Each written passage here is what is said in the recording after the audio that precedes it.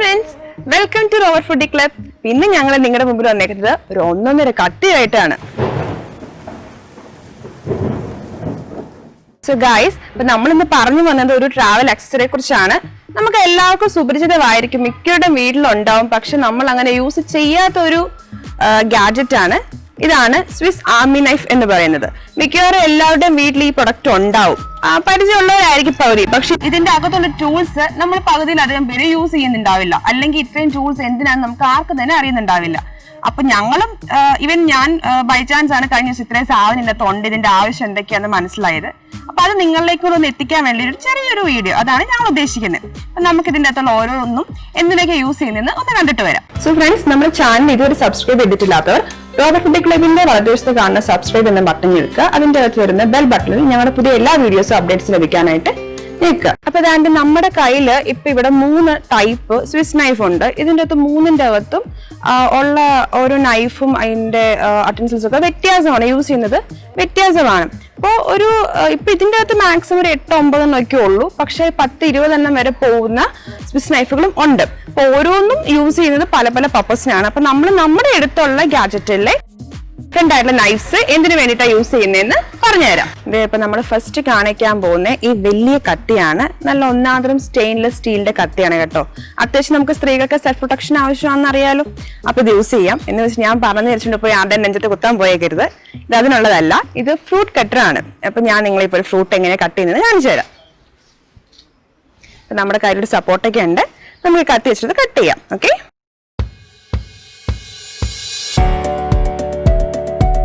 ഇപ്പൊ കണ്ടല്ലോ, നമുക്ക് അത്യാവശ്യം എല്ലാ ഫ്രൂട്ട്സും മുറിക്കാവുന്ന നല്ല മൂർച്ചയുള്ള കത്തിയാണ്. ഫ്രൂട്ട്സ് മാത്രമല്ല, കൈ മുറിക്കാൻ കേട്ടോ, ആരും മുറിച്ചേക്കരുത്.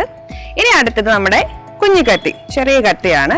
ഇത് ആക്ച്വലി ഒരു പീലർ ആയിട്ടാണ് യൂസ് ചെയ്യുന്നത്. അപ്പൊ നമുക്ക് എന്തെങ്കിലും ഫ്രൂട്ട്സ് ഒക്കെ ഉണ്ടെങ്കിൽ, അല്ലെങ്കിൽ പീൽ ചെയ്തെടുക്കുന്ന സാധനങ്ങൾ, ഓറഞ്ചിന്റെ ഒക്കെ തൊലി, പഴം, അങ്ങനെയുള്ളതൊക്കെ നമുക്ക് പീൽ ചെയ്ത് കാണിക്കാം. ഓക്കെ, അപ്പൊ ഇതുകൊണ്ട് നമുക്കിനി എങ്ങനെ പീൽ ചെയ്യുന്നതെന്ന് നോക്കാം.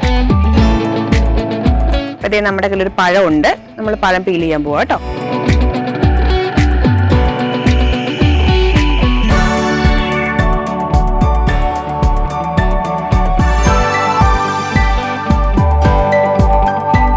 പിന്നെ ഒരു കാര്യം പറയാൻ മറന്നു കേട്ടോ, നമ്മുടെ ഈ ചെറിയ നൈഫിന്റെ ബാക്കിലായിട്ട് ചില സ്വിസ് നൈഫുകളിൽ നമുക്കിങ്ങനെ നമ്മുടെ നെയിൽസ് ഒക്കെ ഷേപ്പ് ചെയ്യാൻ വേണ്ടിയിട്ടുള്ള ഷേപ്പ്നറും ഉണ്ടാവും.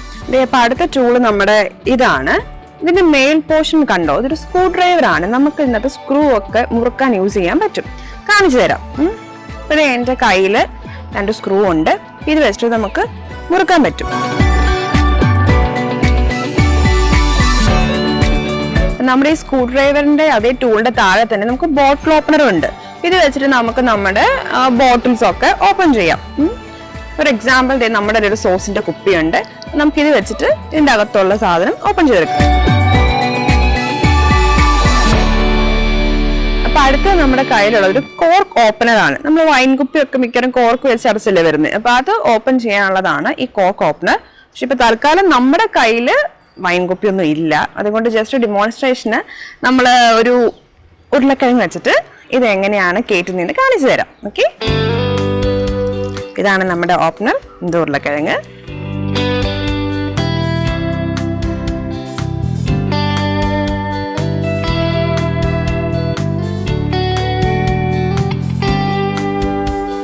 അപ്പൊ നമ്മളിപ്പോ ഈ കോർക്ക് ഓപ്പണർ ഈ ഉരുളക്കിഴങ്ങിന്റെ അകത്തേക്ക് മുഴുവനായിട്ട് കയറ്റി വെച്ചിരിക്കുകയാണ്. അപ്പൊ നിങ്ങൾ വൈൻ കുപ്പിയൊക്കെ ഓപ്പൺ ചെയ്യുന്നെങ്കിൽ ഇതുപോലെ ആ കോർക്കിന്റെ അകത്തേക്ക് മുഴുവനായിട്ട് കയറ്റിയിട്ട് ഇത് ജസ്റ്റ് ഇങ്ങനെ പുള്ള് ചെയ്താൽ മതി നന്നായിട്ട്. ഇപ്പൊ ഇത് ഉരുളക്കിഴങ്ങ് ആയത് കാരണം ഞാൻ വലിച്ചാൽ പോരത്തില്ല, അതുകൊണ്ട് ഞാൻ വലിച്ചു കാണിക്കുന്നില്ല. അപ്പൊ നിങ്ങൾ ട്രൈ ചെയ്ത് നോക്കണം കേട്ടോ. ഇതെന്ന് പറഞ്ഞാൽ നിങ്ങൾ കണ്ട ഒരു കുഞ്ഞു നൈഫ് പോലൊരു ടൂളാണ്. അതിന്റെ ഇടയ്ക്ക് ഒരു ഹോൾ ഉണ്ട്.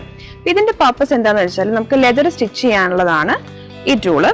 ഈ ഹോളിക്കോടെ നമുക്ക് നൂല് കയറ്റിയതിനു ശേഷം നമ്മളിപ്പോൾ യൂറോപ്യൻ കൺട്രീസിൽ എവിടെയെങ്കിലും ഒക്കെ ട്രാവലിങ്ങിന് പോകാൻ നിങ്ങൾ വിചാരിക്കുക. അപ്പോൾ ആൽപൈൻസിലൊക്കെ പോകുമ്പോൾ നിങ്ങൾ നടന്നു പോകുമ്പോൾ നിങ്ങളുടെ ഷൂവിന് എന്തെങ്കിലും പറ്റി, ഇപ്പോൾ ലെതർ ഷൂ ആകുമ്പോൾ നമുക്ക് പെട്ടെന്ന് വേറെ കൊണ്ട് പോകാൻ പറ്റത്തില്ല. അപ്പം അങ്ങനെയുള്ള കാര്യങ്ങൾ നമുക്ക് സെൽഫായിട്ട് നമ്മുടെ ഷൂ ഡാമേജ് മാറ്റാൻ പറ്റുന്ന ഒരു ഇതാണ് ഈ ടൂള്. ഇതിൻ്റെ അകത്ത് നൂല് കയറ്റിയിട്ടിട്ട് നമുക്ക് അത് വെച്ചിട്ട് ഈ ടൂൾ ഉപയോഗിച്ച് നമുക്ക് നമ്മുടെ ഷൂ ഒക്കെ സ്റ്റിച്ച് ചെയ്തെടുക്കാൻ പറ്റും.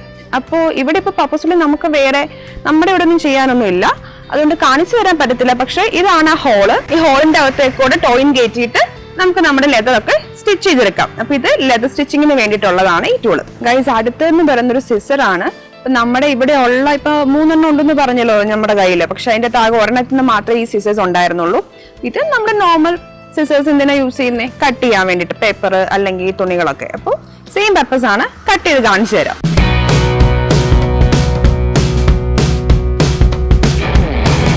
ഇതേ നമ്മളിപ്പോ പേപ്പർ കട്ട് ചെയ്ത് കാണിച്ചു.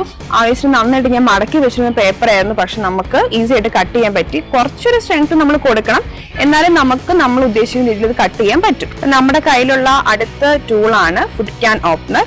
ഇത് വെച്ച് നമുക്ക് നമ്മുടെ ക്യാനുകളൊക്കെ, ക്യാനിൽ വരുന്ന സാധനങ്ങളൊക്കെ ഓപ്പൺ ചെയ്തെടുക്കാൻ പറ്റും.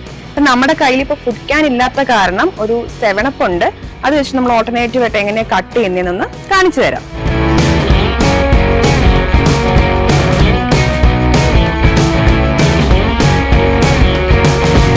അപ്പൊ ഗൈസ്, ഇതാ നമ്മൾ നമ്മുടെ ഈ ടൂള് വെച്ചിട്ട് നമ്മുടെ ഈ 7upന്റെ ബോക്സ് ഓപ്പൺ ചെയ്തിരിക്കുകയാണ്. ഫുഡ് ക്യാൻ്റെ ഒക്കെ ആകുമ്പോൾ ടോപ്പ് കുറച്ചും കൂടെ സോഫ്റ്റ് ആയിരിക്കും. അപ്പൊ നമുക്ക് ഇത് ഞാൻ സ്ട്രെങ്ത് എടുത്തിട്ട്, നന്നായിട്ട് സ്ട്രെങ്ത് എടുത്തിട്ടാണ് ഓപ്പൺ ചെയ്യാൻ പറ്റിയത്. പക്ഷെ ഫുഡ് ക്യാൻ ആകുമ്പോൾ നമുക്ക് കുറച്ചും കൂടെ ഈസി ആയിട്ട് ഓപ്പൺ ചെയ്യാൻ പറ്റും. ഇച്ചിരി സ്ട്രെങ്ത് കൊടുക്കുവാണെങ്കിൽ ഇതുപോലുള്ള ബോട്ടിൽസ് നമുക്ക് ഓപ്പൺ ചെയ്യാം. എന്നാലും നമ്മൾ മെയിൻ പർപ്പസ് ഫുഡ് ക്യാൻ ആയതുകൊണ്ട് അത് നമുക്ക് കുറച്ചും കൂടെ ഈസി ആയിട്ട് ഓപ്പൺ ചെയ്യാൻ പറ്റും.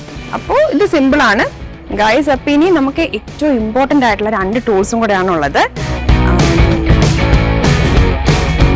എല്ലാവർക്കും അറിയായിരിക്കും ഈ സാധനം എന്നാന്ന്, നമ്മുടെ സ്വന്തം പല്ലക്കിള്ളി. ഞാൻ കിള്ളി കാണിക്കത്തൊന്നുമില്ല.